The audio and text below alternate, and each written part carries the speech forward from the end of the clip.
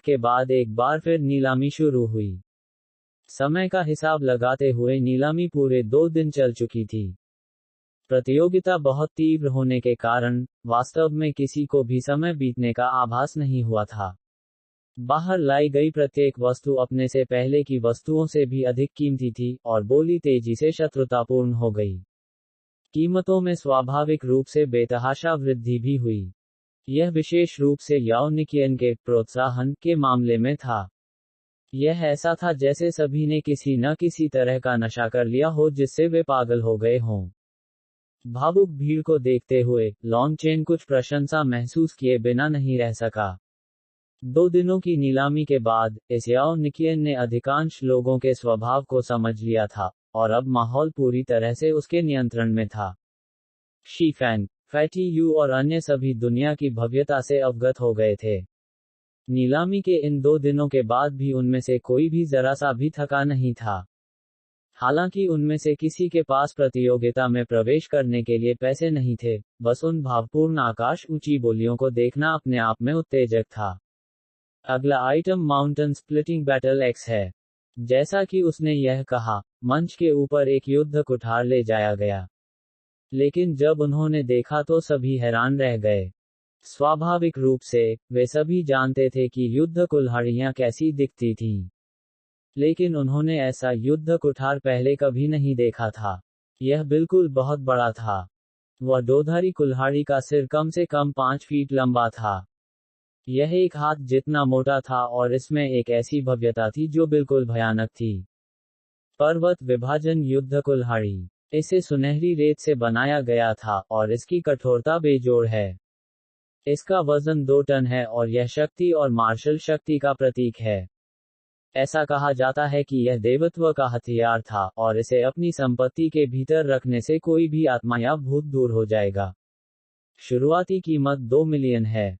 यदि आप इसे नोबलबिन नेट पर नहीं पढ़ रहे हैं, तो खेद है कि आप जो सामग्री पढ़ रहे हैं वह चोरी हो गई है। दर्जनों रईसों ने तुरंत बोली लगाना शुरू कर दिया। 2,10,000, 2,50,000, 2,80,000। वास्तव में, युद्ध कुल्हाड़ी को किसी भी अन्य चीज की तुलना में अधिक आभूषण माना जा सकता है। 2 टन वजनी, यह एक चमत्कार होगा यदि आप इसे पकड़ भी सकते हैं। युद्ध में इसे चलाना तो दूर की बात है। लेकिन याओ निकियन गलत नहीं थे। ऐसा दबंग युद्ध कुठार निश्चित रूप से आपके रुतबे और शक्ति का प्रतीक होगा।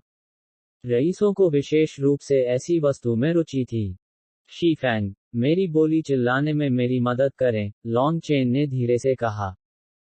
शीफैंग चौंक गया। यह सिर्फ एक घरेलू सामान है। आप इसे किस लिए खरीद रहे हैं? इसके बारे में चिंता मत करो, मेरे पास इसके लिए मेरा अपना उपयोग है। मुझे बोली लगाने में मदद करें। अगर मैं इसे खुद करता हूं, तो वह मूर्ख महिला परेशानी की तलाश में आएगी, लॉन्गचेन ने कहा। पहले ही क्षण उन्होंने माउंटेन स्प्लिटिंग बैटल एक्स देखा। उन्होंने एक निश्चित विशाल आकृति वाइल्ड के बारे में सोचा था। वाइल्ड की शारीरिक शक्ति के साथ, वह युद्ध कुल्हाड़ी का ठीक से उपयोग करने में सक्षम होना चाहिए। उस कुल्हाड़ी का वजन अन्य हथियारों में खोजने के लिए अत्यंत कठिन था, और यह अतुलनीय रूप से मजबूत भी था। वाइल्ड के उपयोग के लिए यह व्यावहारिक रूप से एकदम सही था। 2,910,000, 3,50,000। आखिरी बोली शीफैंग की थी। जब दूसरों ने शीफैंग को इतनी ऊंची बोली लगाते सुना, तो उन सभी ने अपना सिर हिला दिया। हालांकि इसमें एक दबंग शक्ति हो सकती है, यह केवल एक सजावटी टुकड़ा था। 3 मिलियन पहले से ही बहुत अधिक कीमत थी। 30,50,000 पहले से ही कुछ ऐसा था जिसके खिलाफ बोली लगाने के लिए अन्य लोग तैयार नहीं थे। जिया बैची लॉन्गचेन के खिलाफ अपनी बोली लगाने के लिए इंतजार कर रही थी जब उसने लॉन्गचेन के निजी कमरे से आने वाली आवाज सुनी।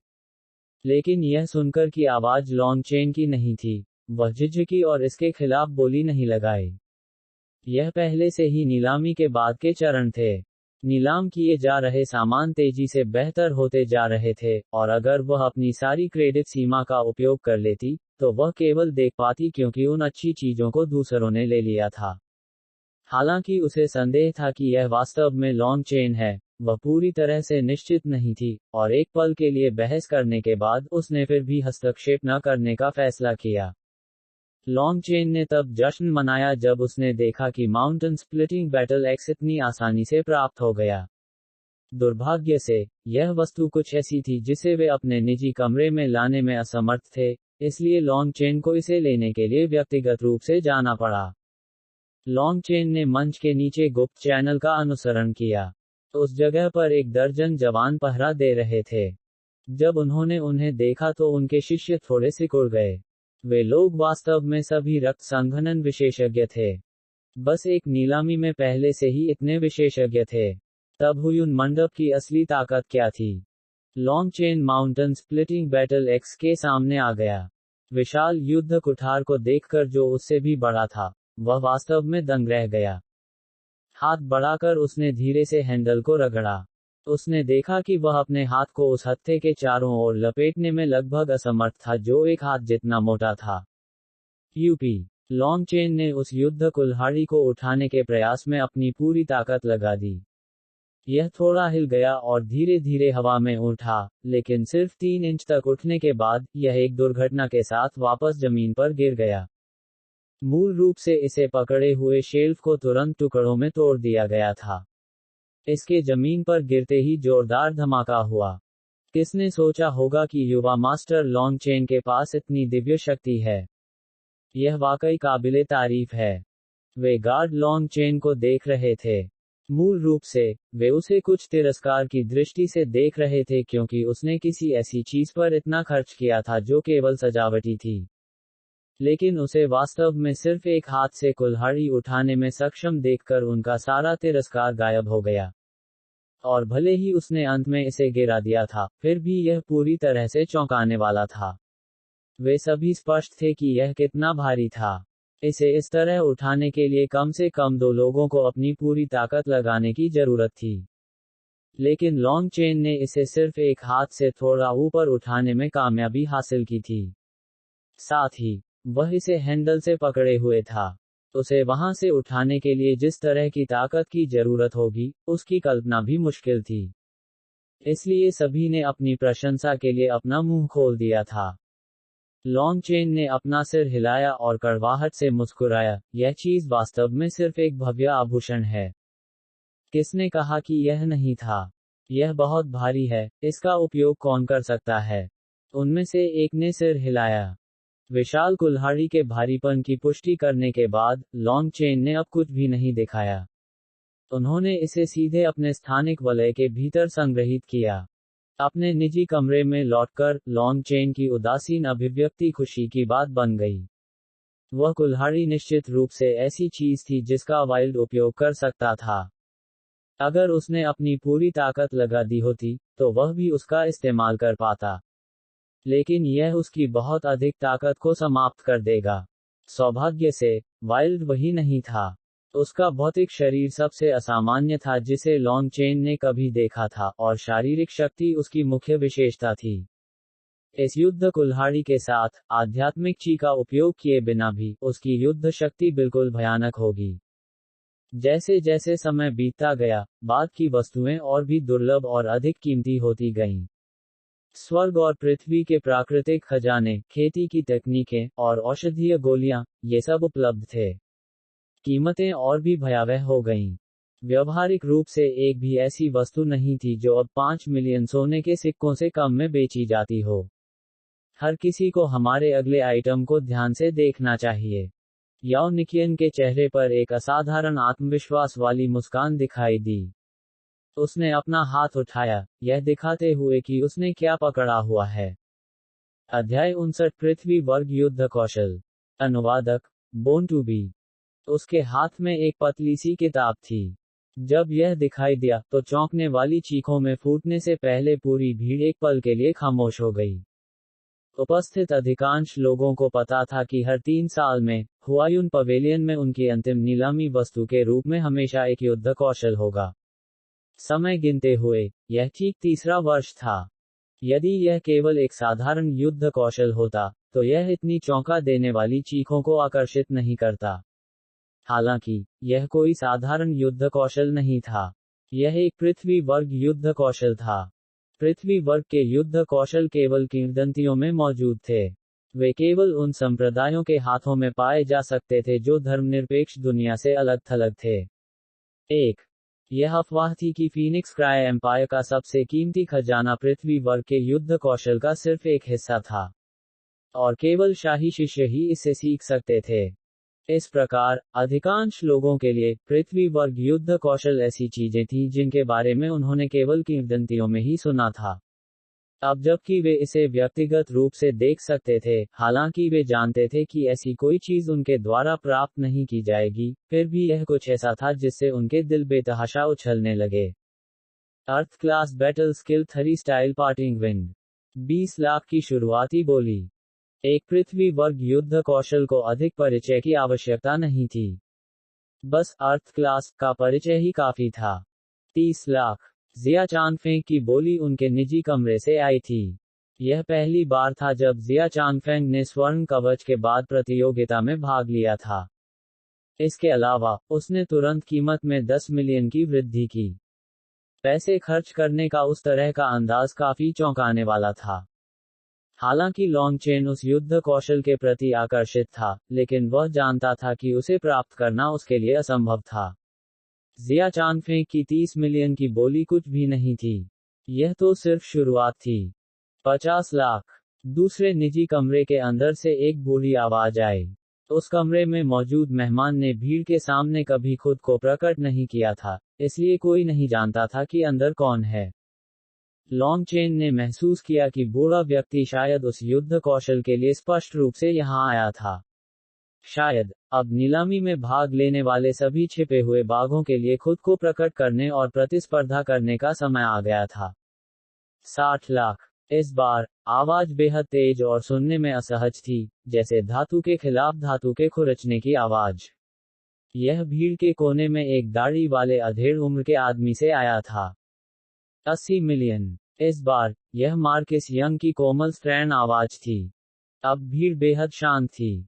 जिया चांगफेंग, रहस्यमय बुजुर्ग, दाढ़ी वाले आदमी और मार्कस यंग के अलावा, किसी और के पास इतना पैसा नहीं था कि वह इतनी ऊंची कीमत का मुकाबला कर सके। 10 करोड़। जिया चांगफेंग ने एक गहरी सांस ली और इस मूल्य को चिल्लाया। लॉन्गचेन ने प्रशंसा की सांस ली। हुआयुन पवेलियन के पास वास्तव में चौंकाने वाली दौलत थी। बस एक कॉपी की हुई, हस्तलिखित अर्थ क्लास बैटल स्किल को 100 मिलियन से अधिक में बेचा जा सकता है। यह सोचने में और भी चौंकाने वाली बात यह थी कि वे इसे अनगिनत बार कॉपी कर सकते थे और अलग अलग जगहों पर इसे बार बार नीलाम कर सकते थे।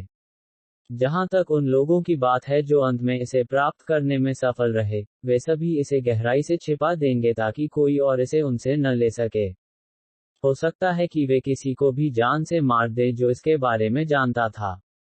इससे लॉन्गचेन हुयुन पवेलियन के गुप्त समर्थन की पहचान में अधिक से अधिक दिलचस्पी लेने लगा। उस समर्थन का मूल जो कुछ भी था, इसने लालच में दूसरों पर हमला करने से डरे बिना उन्हें इतनी कीमती वस्तु निकालने की अनुमति भी दी। जिया चांगफेंग की 100 मिलियन की बोली चौंकाने वाली हो सकती है, लेकिन इसका तुरंत पालन किया गया। 110 मिलियन। इस बार, यह निजी कमरे में रहस्यमय बुजुर्ग था। यह देखते हुए कि उन्होंने इस बिंदु तक खुद को दिखाने से इनकार कर दिया था, ऐसा लग रहा था कि वह आसानी से इस युद्ध कौशल को प्राप्त करने में कोई कसर नहीं छोड़ेंगे। 130 मिलियन। वह दाढ़ी वाला आदमी भी कमजोर दिखने को तैयार नहीं था। नीलामी में वर्तमान बिंदु को ध्यान में रखते हुए, केवल 10 मिलियन की वृद्धि से बोली कुछ भी लायक थी। बाकी भीड़ बिल्कुल खामोश थी। पूरे कमरे में केवल खगोलीय बोलियां बजती रहीं। 150 मिलियन, 160 मिलियन, 180 मिलियन। इतनी अधिक संख्या वास्तव में किसी व्यक्ति की मानसिक दृढ़ता का परीक्षण करती है। हालांकि यह उनका पैसा नहीं था। जब फैटी यू और अन्य लोगों ने उन्हें सुना, तो उनके लिए सांस लेना मुश्किल हो गया। जिया चांगफेंग के माथे से पसीना टपक रहा था। उन्होंने एक गुप्त बैक चैनल से यह जानने में कामयाबी हासिल की थी कि इस बार की नीलामी में पृथ्वी वर्ग की युद्ध कौशल होगी। इस प्रकार, वह अपनी क्रेडिट सीमा बढ़ाने के लिए सभी पैसे ले आया था। लेकिन कुल मिलाकर, उसके पास केवल 20 करोड़ थे। चून की कीमत पहले से ही 180 मिलियन थी, ऐसा लग रहा था कि उसके 200 मिलियन पर्याप्त नहीं होंगे। बच्ची, और कितना श्रेय तुम्हारे पास है? उसने जिया बाईची से पूछा। अपने क्रिस्टल कार्ड को देखते हुए उसने उत्तर दिया, मेरे पास अभी भी 360 मिलियन है। जिया चांगफेंग बहुत खुश था। अच्छी बहन, तुम्हारे भाई का पैसा जल्द ही पर्याप्त नहीं होगा। मुझे कुछ पैसे उधार दो और जब हम ग्रैंड जिया में वापस आएंगे तो मैं इसे वापस कर दूंगा।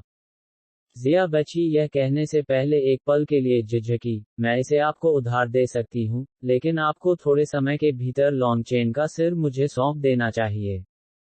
जिया चांगफेंग को तुरंत अजीब लगा। चू यांग वहीं था। क्राउन प्रिंस के सामने हत्या की बात करना निश्चित रूप से अत्यधिक था। बेची, हम इस बारे में तब बात करेंगे जब हम वापस आएंगे। नहीं, अगर तुम मुझसे वादा नहीं करते, तो मैं तुम्हें कोई पैसा उधार नहीं दूंगा।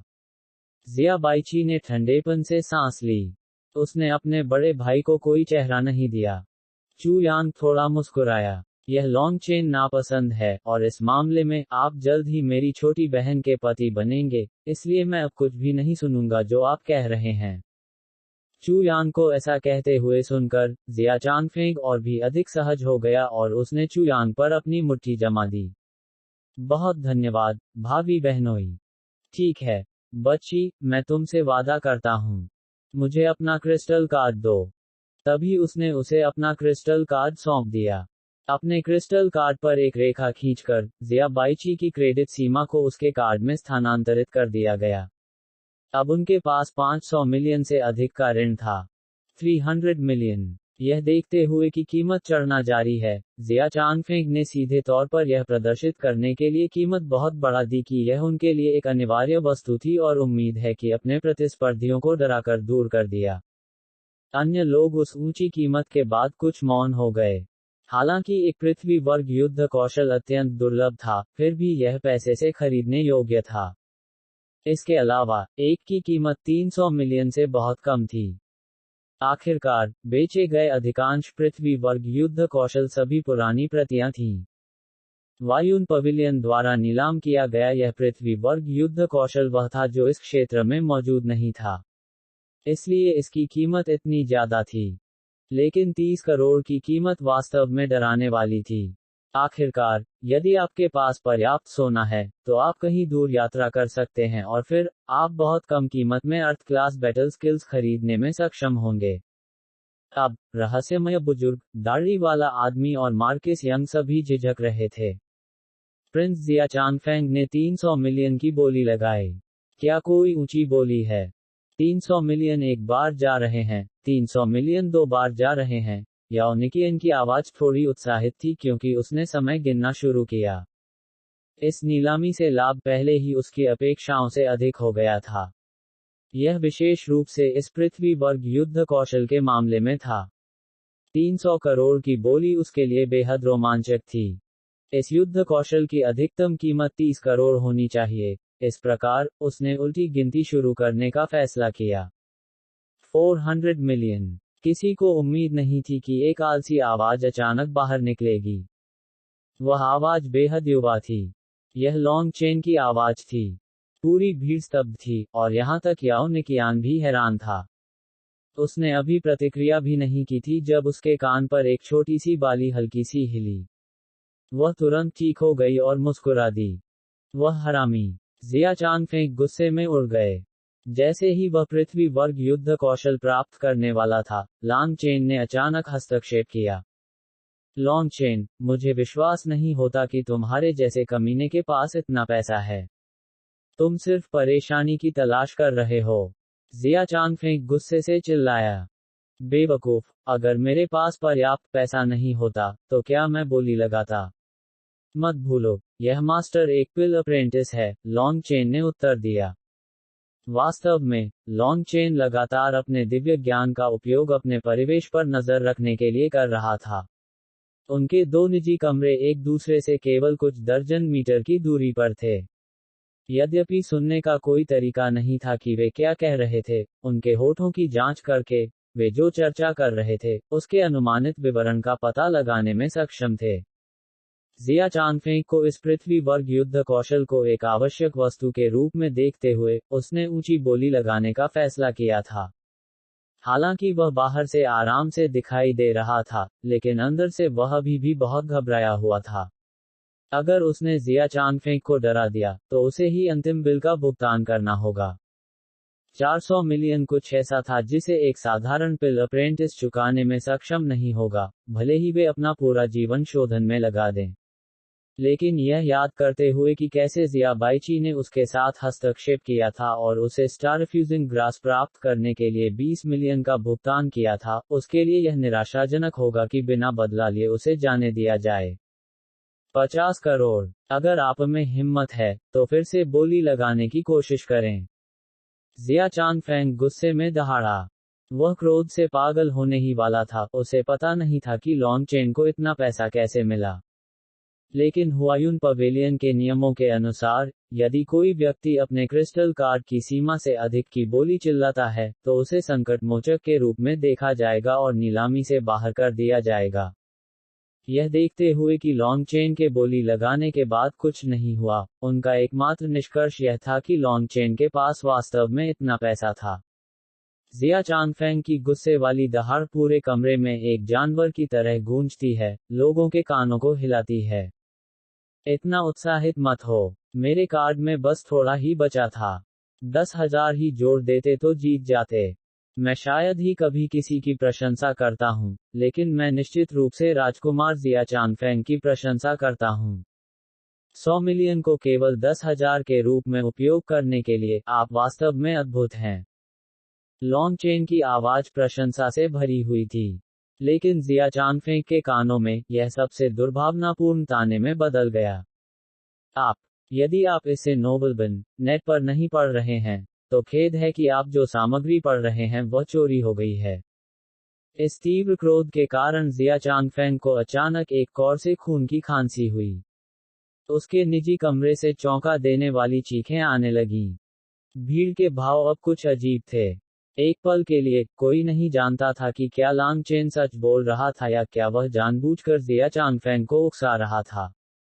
चून की कोई और बोली नहीं लगा रहा है। राजकुमार जिया चांगफेंग को बधाई, पृथ्वी वर्ग युद्ध कौशल आपका है। याओ निकियान ने काउंटडाउन के ठीक पहले छोड़ दिया क्योंकि उसे यकीन था कि कोई भी जिया चांगफेंग जितना मूर्ख नहीं होगा। यह देखकर कि पृथ्वी वर्ग के युद्ध कौशल की नीलामी पहले ही हो चुकी थी, सभी उठकर जाने की तैयारी करने लगे। लेकिन ठीक इसी क्षण, याओ निकियन की आकर्षक हंसी गूंज उठी। अतीत में, नीलामी पृथ्वी वर्ग युद्ध कौशल के साथ समाप्त हो जाती थी, लेकिन इस वर्ष हमारे पास अंत के लिए और भी असामान्य वस्तु है। हर कोई हैरान रह गया। अर्थ क्लास बैटल स्किल से ज्यादा कीमती क्या हो सकता है?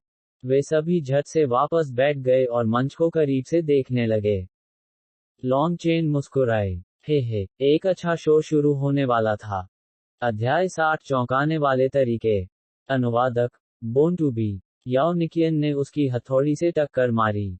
उसके पीछे का लाल पर्दा धीरे धीरे खुला, एक जेड मंच प्रकट कर रहा था। वह हरिताश्म जगमगा उठा। यह वास्तव में अत्यंत दुर्लभ लांटियन जेड से पूरी तरह से बनाया गया था। फीनिक्स क्राई एम्पायर में लांटियन जेड असाधारण रूप से दुर्लभ था। केवल अत्यंत उच्च स्थिति वाले लोग ही अपनी भव्यता प्रदर्शित करने के लिए लांटियन जेड को सहायक उपकरण के रूप में पहन सकते हैं। लेकिन अब उन्हें इससे बना एक पूरा प्लेटफॉर्म नजर आया। बस उस मंच को ही लाखों का होना था। उस उत्तम सफेद जेड टेबल के ऊपर एक सुनहरा कशीदाकारी केस था जिसने तुरंत सभी की निगाहें खींच लीं। लॉन्ग चेन उनके तरीकों की तारीफ किए बिना नहीं रह सका। वायुन मंडप वास्तव में एक वस्तु को दिखाने के लिए लाखों मूल्य की तालिका का उपयोग करता था। अगर उसे इस बारे में पहले पता नहीं होता, तो वह भी बेहद उत्सुक होता। कोई आश्चर्य नहीं कि फू गुई उस समय इतने आश्वस्त थे जब उन्होंने लॉन्ग चेन से कहा था कि पवेलियन अंतिम कीमत पर 50% कमीशन लेगा। ऐसा प्रतीत हुआ कि उनमें वास्तव में इतनी बड़ी राशि की मांग करने का विश्वास था। उन्होंने तुरंत सबका ध्यान अपनी ओर खींच लिया। सबका पूरा ध्यान उस सुनहरे केस पर था। याओ निकियन मुस्कुराए और धीरे से उनकी आंखों के सामने मामला खोला, भीतर से कुछ छोटा निकाला। लेकिन जब लोगों ने देखा कि यह पहले मामले के अंदर एक और छोटा सा मामला था तो लोगों को लगभग खून की खांसी हुई। क्या इस प्रत्याशा का कोई मतलब था? उसने सावधानी से उस छोटे से केस को निकाल लिया। एक नौकरानी झट से आगे आए और उसे बर्फ जैसा सफेद दस्ताना दे दिया। दस्ताने पहनकर याओनिकियान ने सावधानी से छोटे केस को खोला।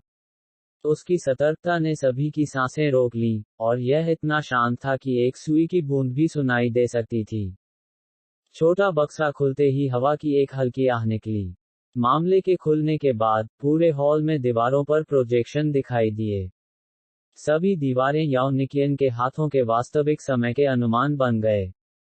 उन अनुमानों के माध्यम से लोग स्पष्ट रूप से देख सकते थे कि उस छोटी सी पेटी के अंदर एक गोल औषधीय गोली थी। उस गोली के चारों ओर एक फीकी, प्राचीन आभा फैल गई। जब लॉन्ग चेन ने पहली बार यह देखा, तो उसे वास्तव में लगा कि यह एक गलती है। लेकिन अपनी दिव्य भावना के साथ व्यापक रूप से, वह तुरंत समझ गया कि क्या हो रहा था और व्यवहारिक रूप से प्रशंसा में खुद को हुआयुन मंडप के आगे झुका दिया। यह औषधीय गोली कुछ ऐसी है जो साहसी लोगों के एक छोटे समूह को बड़े खतरे से बचने के बाद एक प्राचीन गुफा के भीतर मिली। लेकिन उस गुफा में कई जाल थे, और सिर्फ इस औषधीय गोली के लिए, उनका 10 आदमी समूह लगभग खत्म हो गया था। उनमें से केवल 2 ही जीवित रहने में सफल रहे। बचे 2 लोगों में से एक की कुछ ही देर में मौत हो गई। ऐसी दुखद कहानी वास्तव में दुखद है और हर साहसी सम्मान के योग्य है। उन्होंने उस अत्यंत अज्ञात क्षेत्र का पता लगाने के लिए अपनी जान जोखिम में डाल दी। वे सच्चे योद्धा हैं। याओनिकियन की आवाज कुछ दबी हुई थी। उसकी आंखें लाल थीं और आंसुओं की बुदबुदाहट हो रही थी। लॉन्ग चेन चाय पी रहा था जब उसने देखा। उसने झटके से उस चाय को लगभग उगल ही दिया। क्या उसकी यह हरकत कुछ ज्यादा नहीं थी? यही औषधीय गोली थी जो उसने उन्हें दी थी। बेशक, लॉन्ग चेन ने उन्हें बार बार चेतावनी दी थी कि उन्हें इस गोली की असली उत्पत्ति का खुलासा नहीं करना है। अगर उन्होंने किया, तो वह इसे नहीं बेचेंगे। और अब ऐसा लग रहा था कि हुआयुन पवेलियन ने वास्तव में अपनी बात रखी है। उन्होंने वास्तव में ऐसी ही एक कहानी गढ़ी थी और औषधीय गोली की बाहरी परत के साथ कुछ किया था। अब, औषधीय गोली अत्यंत प्राचीन लग रही थी, और उनकी तकनीक इतनी सटीक थी कि लॉन्ग चेन भी यह बताने में असमर्थ था कि यह नकली है। हुआयुन मंडप में वास्तव में कई विशेषज्ञ थे। यह औषधीय गोली क्या है? उपस्थित लोग अपने आप में सभी शक्तिशाली व्यक्ति थे। वे स्वाभाविक रूप से कुछ साहसी लोगों की मौत की परवाह नहीं करेंगे। वे जिस चीज के बारे में जानना चाहते थे, वह थी इस चीज की कीमत और प्रभाव। याओनिकियन ने अपनी आंखें पोंछ लीं। कौन जानता था कि वह वास्तव में रो रही थी या नहीं, लेकिन वह जल्दी से सामान्य हो गई और बोली, यह औषधीय गोली प्राचीन काल की गोली है। एक प्राचीन गोली। उपस्थित सभी लोग बेहद चौंक गए। वे प्राचीन गोलियां आवश्यक रूप से प्राचीन युग में परिष्कृत औषधीय गोलियां नहीं थीं, बल्कि अधिक सटीक रूप से, वे उन गोली सूत्रों से थीं जो प्राचीन काल से चली आ रही थीं। ऐसी अधिकांश प्राचीन गोलियां पहले ही लुप्त हो चुकी थीं। हालांकि, वे कीमियागरों के लिए बेहद आकर्षक थे। यदि एक कीमियागर गोली के फॉर्मूले को एक्सट्रपलेशन करने के लिए औषधीय गोली का उपयोग कर सकता है, तो यह एक खोई हुई विरासत के लिए एक नई शुरुआत के बराबर होगा, और उस कीमियागर का नाम पूरे देश में गूंजेगा। यद्यपि यह एक प्राचीन गोली है, इसकी आयु निश्चित रूप से 100 वर्ष से अधिक नहीं है। हर किसी को इस बात की जानकारी होनी चाहिए कि औषधीय गोली का प्रभाव और ताकत तब तक फीकी नहीं पड़ेगी जब तक कि वह 200 साल से कम पुरानी न हो।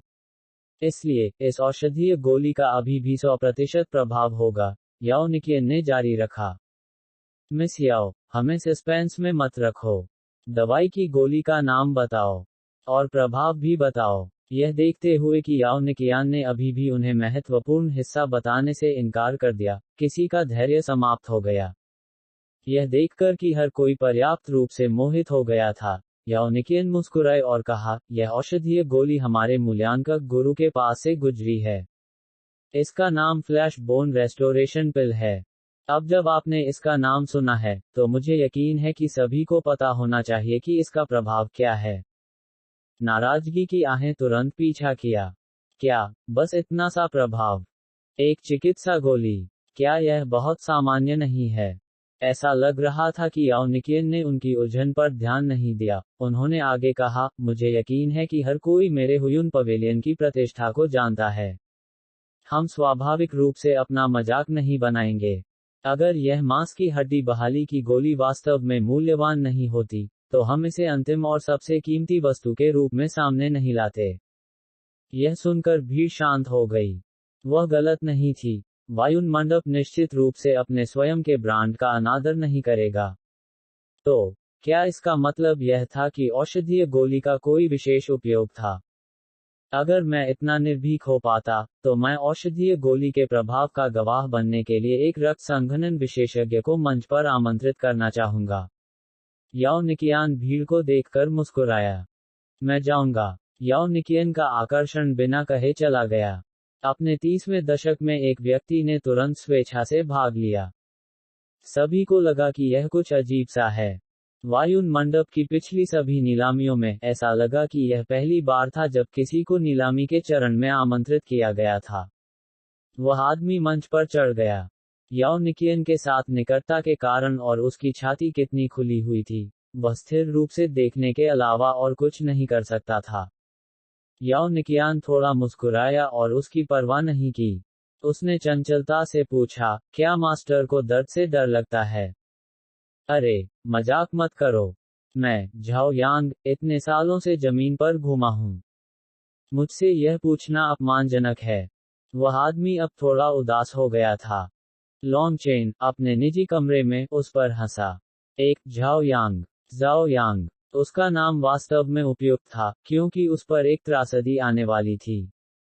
उस मामले में, निकियन पहले से माफी मांगेगा। अचानक एक ठंडी रोशनी चमक उठी। याओनिकियन के हाथ में एक तलवार दिखाई दी थी, और उसने प्रतिक्रिया करने के लिए उसे बहुत तेजी से नीचे गिरा दिया।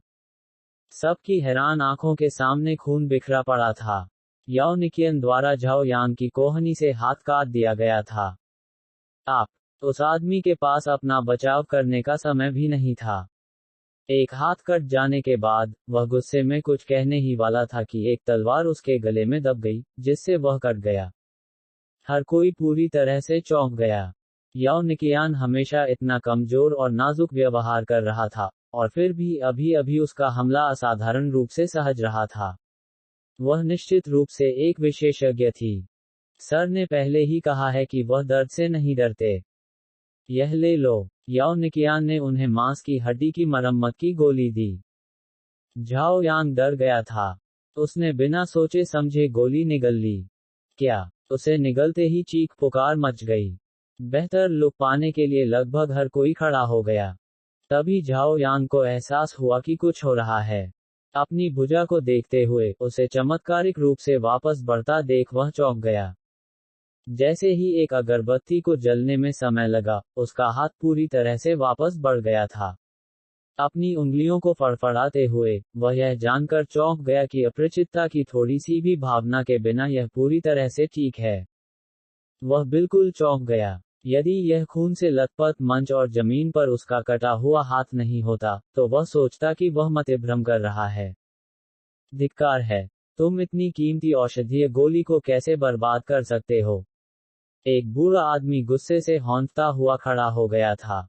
याओनिकियान को कोसते हुए उसकी आंखों से व्यावहारिक रूप से लपटें निकल रही थीं। अन्य लोग भी उससे सहमत थे। वह औषधीय गोली व्यावहारिक रूप से एक दिव्य गोली थी। इसके यूं ही गायब हो जाने से सभी को गुस्सा आ गया।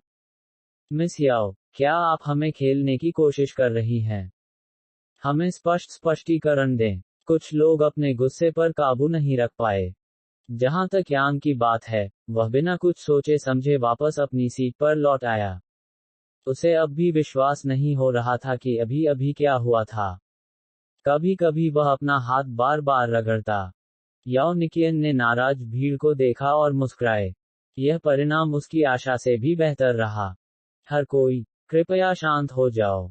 मुझे इसे फिर से कहने दो, मेरा हुआयुन मंडप हमारी प्रतिष्ठा के साथ मजाक नहीं करेगा। उसने हथौड़े से पीट कर भीड़ में मौजूद सभी लोगों को झट से शांत कर दिया। वास्तव में, यह उसके बजिल को पीटने के कारण नहीं था, बल्कि इसलिए कि एक नौकरानी यौनिकियान के पीछे एक कशीदाकारी केस के साथ आई थी।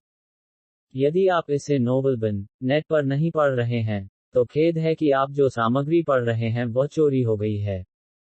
हर कोई। कुल मिलाकर हमारे पास 2 ऐसी मांस अस्थि बहाली की गोलियां थीं।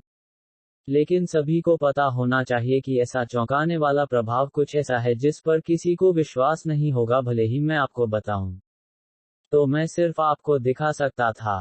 कृपया मुझे माफ करें। स्पष्टीकरण सुनकर भीड़ काफी हद तक शांत हो गई। यह सच था, अगर उन्होंने इसे व्यक्तिगत रूप से नहीं देखा होता, तो कोई भी विश्वास नहीं करता कि इस दुनिया के पास ऐसी चमत्कारी औषधीय गोली है। यहाँ तक व्यक्तिगत रूप से इसके प्रभाव को देखने के बाद भी, अभी भी बहुत से लोग ऐसे थे जो अभी भी अपनी आंखों पर विश्वास करने की हिम्मत नहीं कर रहे थे। कई लोग झाओ यांग के पास उसकी बांह की जांच करने के लिए भी गए। लेकिन वह हाथ स्पष्ट रूप से एक नया हाथ था जिसे पुनः उत्पन्न किया गया था। यह नकली होने का कोई तरीका नहीं था। साथ ही, हुयुन पवेलियन की प्रतिष्ठा के साथ, नकली बेचने जैसा कुछ करने का कोई तरीका नहीं था। लेकिन वह गोली बहुत ही चौंकाने वाली थी। लोगों को इससे सावधान रहना था। लॉन्गचेन ने सिर हिलाया। इन धूर्त बेईमान व्यापारिक सौदागरों ने वास्तव में अपनी कला में निपुणता हासिल कर ली थी। यौनिकियान ने मांस की हड्डी बहाली की गोली का खुलासा करते हुए मामले को खोला, ठीक पिछली गोली की तरह। मांस की हड्डी बहाली की गोली, एक दूसरी स्तरीय औषधीय गोली। मैं इसके प्रभाव के बारे में और नहीं कहूंगा, लेकिन मैं सभी को याद दिलाना चाहता हूं कि यह औषधीय गोली केवल रक्त संघनन क्षेत्र और नीचे में प्रभावी है। हमारे पास मूल रूप से 2 गोलियां थीं, लेकिन अब सभी को इसका असर दिखाने के बाद, यह आखिरी पूरी तरह से अनूठी है। बोली शुरू, 100 मिलियन। अध्याय 61 स्ट्राइकिंग बैक। अनुवादक, बोर्न टू बी। 200 मिलियन। एक ब्लड कंडेंसेशन विशेषज्ञ बोली लगाने वाला पहला व्यक्ति था। बोली इतनी भयंकर होने के कारण उसे आज कुछ भी प्राप्त नहीं हुआ था। कीमतों में लगातार वृद्धि के कारण, अंतिम कीमतें पहले ही उनके बाजार मूल्य से अधिक हो चुकी थीं। इस प्रकार, उन्होंने कुछ भी खर्च नहीं किया था, जो वर्तमान में उनका सबसे बड़ा लाभ था। 300 मिलियन। कोने में एक सफेद बालों वाले बूढ़े आदमी से एक बूढ़ी आवाज आई। उस बूढ़े आदमी ने पूरे समय कभी बोली नहीं लगाई थी। लेकिन उनके बोलते ही सभी ने उन्हें तुरंत पहचान लिया। क्या वह त्वोजी साम्राज्य के ग्रैंड मास्टर किमियागर, वांग लुयांग नहीं है? हालांकि त्वोजी साम्राज्य फीनिक्स क्राई साम्राज्य जितना बड़ा नहीं था और उसके पास किमियागर गिल्ड नहीं था, लेकिन उसका अपना किमिया। हेलो दोस्तों, आप लोगों का स्वागत है हमारे चैनल स्टोरी बाय डी के एफएम पर। दोस्तों, अगर हमारे चैनल पर नए हो तो सब्सक्राइब कर लो हमारे चैनल स्टोरी बाय डी के एफएम को, क्योंकि स्पिरिट वर्ल्ड और सुपर योद्धा ध्रुव रिटर्न हमारे ही चैनल पर सबसे पहले आता है। हेलो दोस्तों, आप लोगों का स्वागत है हमारे चैनल स्टोरी बाय डी के एफएम पर। दोस्तों, अगर हमारे चैनल पर नए हो तो सब्सक्राइब कर लो हमारे चैनल स्टोरी बाय डी के एफएम को, और दोस्तों वीडियो पर लाइक और कमेंट भी कर दिया करो ताकि हमें पता चल सके कि आप लोगों को ये स्टोरी कैसा लग रहा है। सुपर योद्धा ध्रुव रिटर्न के असली एपिसोड आपके YouTube channel story by D के एफएम, जिसमें लगभग 10,000 सब्सक्राइबर हैं, और टेलीग्राम चैनल ध्रुव रिटर्न सीजन 4 पर अपलोड होते हैं। अगर आप लोग दूसरे चैनलों पर एपिसोड सुन रहे हो तो उस चैनलों को अनसब्सक्राइब कर दो और मेरे channel YouTube channel story by D के एफएम, जिसमें लगभग 10,000 सब्सक्राइबर है, और टेलीग्राम चैनल ध्रुव रिटर्न सीजन 4 से जुड़ने की कोशिश करो ताकि आप ओरिजिनल एपिसोड और सबसे पहले एपिसोड पा सको।